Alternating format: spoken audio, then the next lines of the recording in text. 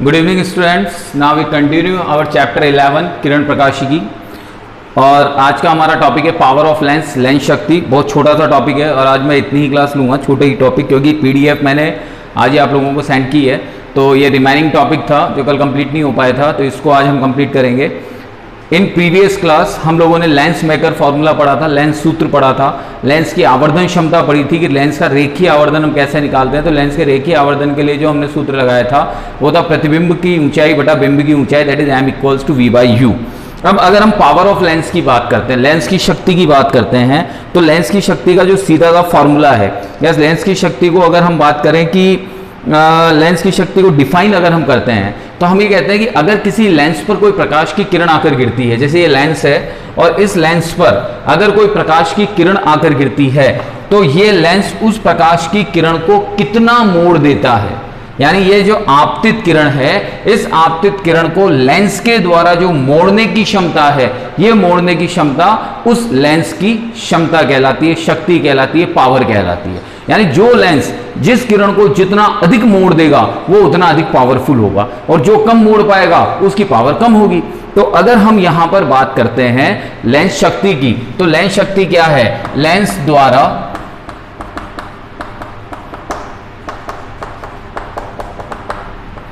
आपतित किरण को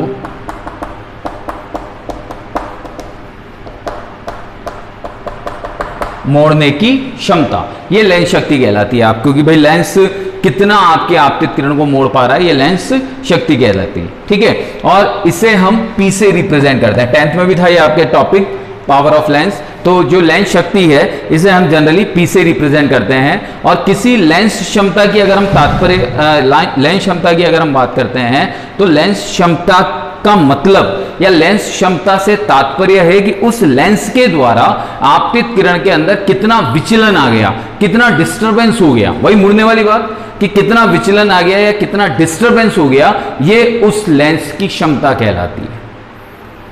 तो इनडायरेक्टली आपतित किरण लेंस पर आपतित हुई, लेंस पर आपतित हुई, कितनी मुड़ी, इसका पता कैसे लगेगा कि इस आपतित किरण को हम आगे की ओर बढ़ा दें बिना विचलित हुए।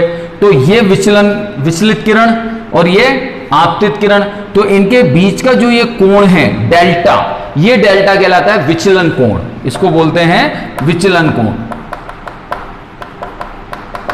तो जितना अधिक विचलन कोण का मान होगा उतनी अधिक उस लेंस की क्षमता कहलाएगी। ठीक है, तो यहां पर हम यही बात कर रहे हैं कि विचलन का मान अधिक होने पर लेंस क्षमता का मान भी अधिक होगा, और विचलन का मान कम होने पर लेंस क्षमता का मान भी कम होगा। तो इसके लिए अब हम एक डायग्राम बनाते हैं। देखिएगा, हम एक उभयोत्तल लेंस लेते हैं या उत्तल लेंस लेते हैं। तो हमने एक उत्तल लेंस लिया, ये उस उत्तल लेंस का प्रकाशिक अक्ष है। ठीक है, अब इस उत्तल लेंस के सापेक्ष हम एक बिंब रखते हैं। यहां पर हमने एक बिंब रखा, ठीक है, जिसकी हाइट है h। ठीक, इस हाइट h से बिंब से एक प्रकाश की किरण मुख्य अक्ष के समानांतर इस प्रकाशिक अक्ष पर जाकर गिरी, और प्रकाशिक अक्ष पर जाकर गिरने के पश्चात यहां से इसका अपवर्तन हुआ और ये इस तरह से निकल गई। ठीक है, तो अब यहां पर हम ये बात कर रहे हैं कि अपवर्तन के पश्चात ये मुड़ी, इसका विचलन हुआ, ये बेंड हुई, लेकिन कितना बेंड हुई, तो इसका पता लगाने के लिए हम क्या करते हैं, आपतित किरण को आगे की ओर बढ़ाते हैं। तो हमने ये आपतित किरण को आगे की ओर बढ़ा दिया, ये इमेजिन किया है हम लोगों ने। ठीक है, तो आपतित किरण को जब हमने आगे की ओर बढ़ाया, तो ये तो हुई आपतित किरण, ये हुई आपकी विचलित किरण, तो इनके मध्य का ये कोण हो गया आपका विचलन कोण। कौन सा कोण हो गया? ये कोण आपका विचलन कोण। अब अगर ये डेल्टा है तो एकांतर रूप से ये कोण भी क्या होगा? डेल्टा। ठीक है, एकांतर कोण होंगे, ये कोण भी क्या होगा आपका? डेल्टा। और ये जो प्रकाश की किरण मुख्य अक्ष के समानांतर गुजरती है, वो अपवर्तन के पश्चात कहां से गुजरेगी? फोकस से। तो यानी ये जो गुजरी है कहां से गुजरी? मुख्य फोकस से। और यहां जो ये पोल है, इस पोल से इस फोकस तक की दूरी क्या कहलाती है? फोकस दूरी।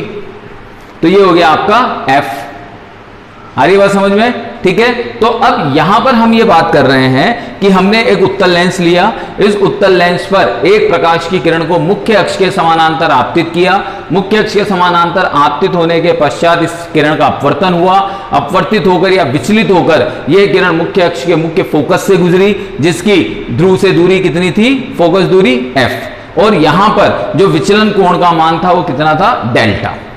ओके, अब मुझे इस विचलन कोण का मान निकालना है कि भाई किरण जो विचलित हुई वो कितने कोण से विचलित हुई। तो मैं विचलन कोण का मान निकालने के लिए यहां पर लिखता हूं tan delta, tan delta equals to लंब बटे आधार। तो लंब तो मेरा इसके समानांतर है, तो लंब तो हो गया h और आधार कितना हो गया f।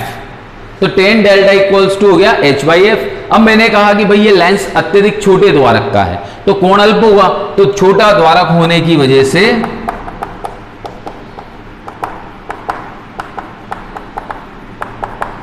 कोण अत्यल्प है। अतः tan डेल्टा लगभग बराबर किसके हो गया, डेल्टा के। तो डेल्टा इक्वल्स टू क्या हो जाएगा अब आपका यहां पे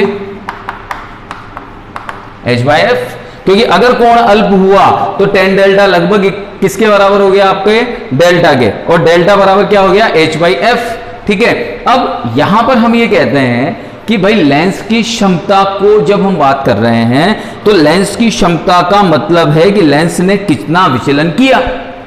तो ये जो डेल्टा आया है विचलन, यही तो लेंस क्षमता है, यही तो लेंस शक्ति है। तो मैं इस डेल्टा को P से भी रिप्रेजेंट कर सकता हूं। तो मैं क्या लिखूंगा, देखो अब P बराबर डेल्टा बराबर h बाई एफ। तो ये मेरा फाइनल फॉर्मूला आ गया, P equals to delta equals to h by F. अब मैंने कहा अगर बिंब की ऊंचाई 1 मीटर है तो P बराबर डेल्टा बराबर क्या आ गया,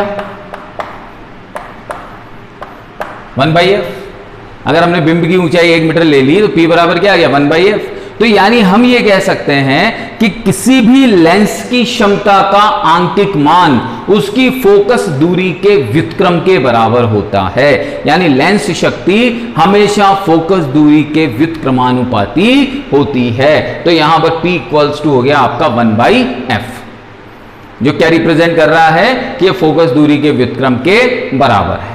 ओके, अब इसी में अगर हम यहां पर ये कहें कि 1 मीटर, जैसे h इक्वल्स टू 1 मीटर लिया, P इक्वल्स टू हो गया 1 बाई एफ। अब मैं कह रहा हूं कि अगर मान लीजिए फोकस दूरी 1 मीटर है तो P इक्वल्स क्या हो जाएगा, 1 डायप्टर। लेंस शक्ति का मात्रक क्या होता है, डायप्टर। तो हम यहां पर क्या कहेंगे, एक फोकस दूरी वाले लेंस की क्षमता, 1 मीटर फोकस दूरी वाले लेंस की क्षमता 1 डायप्टर होती है, और लेंस की क्षमता जो है वो एक विमाहीन राशि है, यानी लेंस शक्ति का कोई विमा नहीं होती। अब यहां पर अगर हम बात करते हैं कि भाई लेंस दो तरह के होते हैं, उत्तल लेंस और अवतल लेंस, तो उत्तल लेंस की जो लेंस शक्ति होती है वो पॉजिटिव होती है और अवतल लेंस की जो लेंस शक्ति होती है वो नेगेटिव होती है अकॉर्डिंग टू उनकी इमेजेस से। क्योंकि उत्तल लेंस में जो प्रतिबिंब बनता है वो आभासी और सीधा बनता है, और अवतल लेंस में जो प्रतिबिंब बनता है वो उल्टा बनता है। तो यहां पर हम बात कर रहे हैं लेंस शक्ति की या लेंस क्षमता की, तो उत्तल लेंस की लेंस क्षमता धनात्मक होती है जबकि अवतल लेंस की लेंस क्षमता ऋणात्मक होती है। ओके बेटा, चलिए नेक्स्ट टॉपिक अब लेते हैं, पतले लेंसों का संयोजन। आज की पीडीएफ में मैंने आपको टॉपिक सेंड किया है, इसीलिए मैं इस टॉपिक को उठा रहा हूं, पतले लेंसों का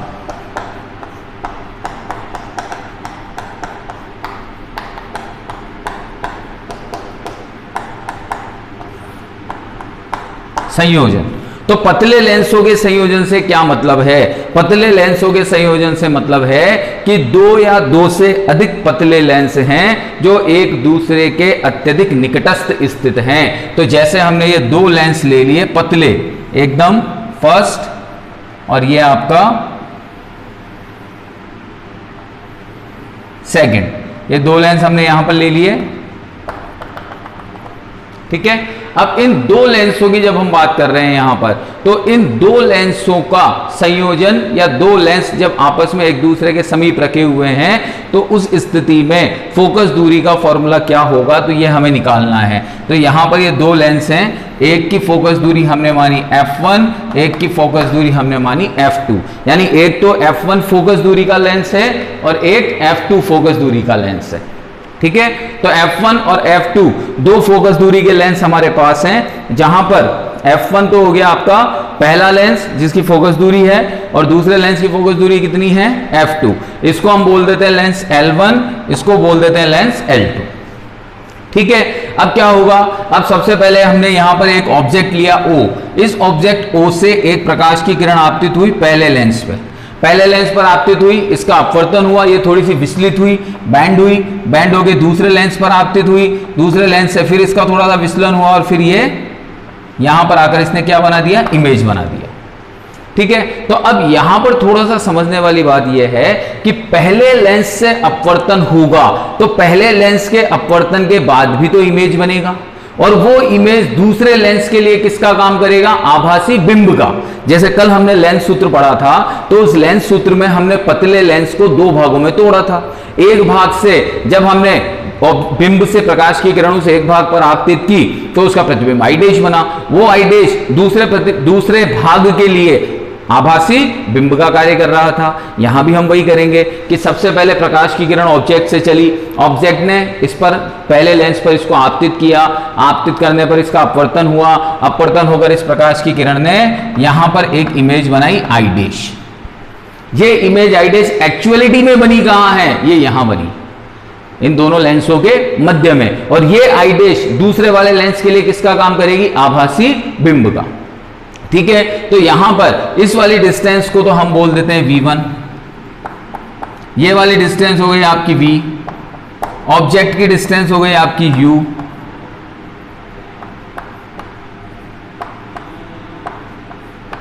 ठीक है, तो v हो गई, v1 हो गई, u हो गई। तो अब हम यहां पर ये कहते हैं कि दो या दो से अधिक लेंसों को संयोजन में जब रखा जाता है तो इन्हें एकल लेंस के तुल्य माना जा सकता है।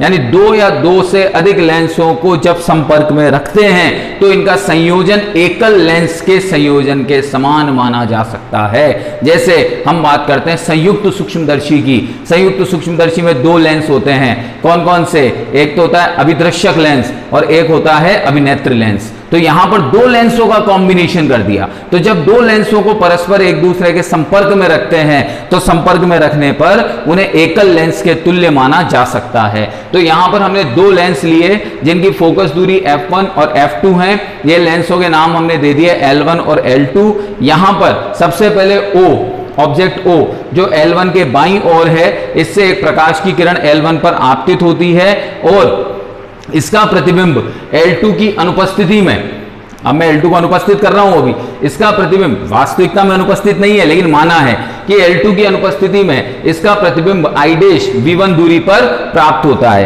यह I डैश प्रतिबिंब L2 लेंस के लिए आभासी बिंब का कार्य करता है और इस आभासी बिंब से फाइनल या अंतिम प्रतिबिंब I प्राप्त होता है जो लेंस L2 से कितनी दूरी पर है, V दूरी पर बनता है। ठीक है, तो अब यहां पर हम सबसे पहले लेंस सूत्र काम में लेते हैं। तो लेंस सूत्र से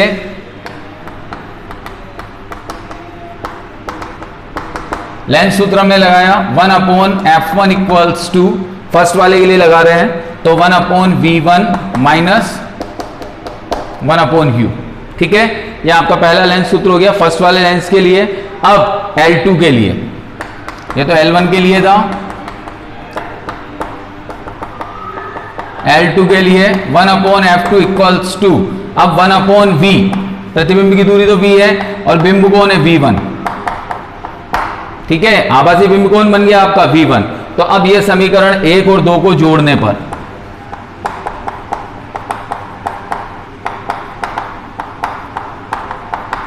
तो जब समीकरण 1 और 2 को जोड़ोगे तो 1/f1 plus 1/f2 equals to 1/v1 minus u plus 1/v minus 1/v1। ठीक है, इसको जब हम सॉल्व करेंगे तो इससे ये कैंसिल हो जाएगा। तो अब फाइनली हमारे पास में क्या आ गया यहाँ पर 1/f1 plus 1/f2 equals to 1/v minus 1/u। ठीक है, अब चूंकि क्या जानते हैं लेंस सूत्र से हम 1/f equals to 1/v minus 1/u, ये जनरल लेंस सूत्र होता है। तो इन दोनों का जब कंपैरिजन करेंगे, या कंपैरिजन यू के नहीं कह सकता मैं, ये इनकी जगह पर अगर मैं ये वैल्यू रख देता हूं तो ये वैल्यू क्या आ जाएगी मेरी 1/f equals to 1/f1 plus 1/f2 लिख सकता हूं मैं ऐसे ही। ठीक है, तो जब दो लेंसों का हम संयोजन करते हैं तो उन दो लेंसों के संयोजन की तुल्य फोकस दूरी का व्युत्क्रम, दो लेंसों के संयोजन में इनकी तुल्य फोकस दूरी का व्युत्क्रम उनके अलग अलग लेंसों की फोकस दूरी के व्युत्क्रमों के योग के बराबर होता है। यह हमने यहां पर बता दिया आपको। ठीक है, अब सपोज दैट दो लेंस की जगह 3 जुड़ रहे हैं, 4 जुड़ रहे हैं, या n लेंस जुड़े हुए हैं, तो क्या होगा? तो अगर हम n लेंस जोड़ देते हैं, देखिएगा, तो n लेंसों के लिए 1/f equals to 1/f1 1/f2 1/fn, यह आपकी n लेंसों की तुल्य फोकस दूरी हो गई। अब हम क्या जानते हैं कि जो पावर होती है वो फोकस दूरी के व्युत्क्रमानुपाती होती है।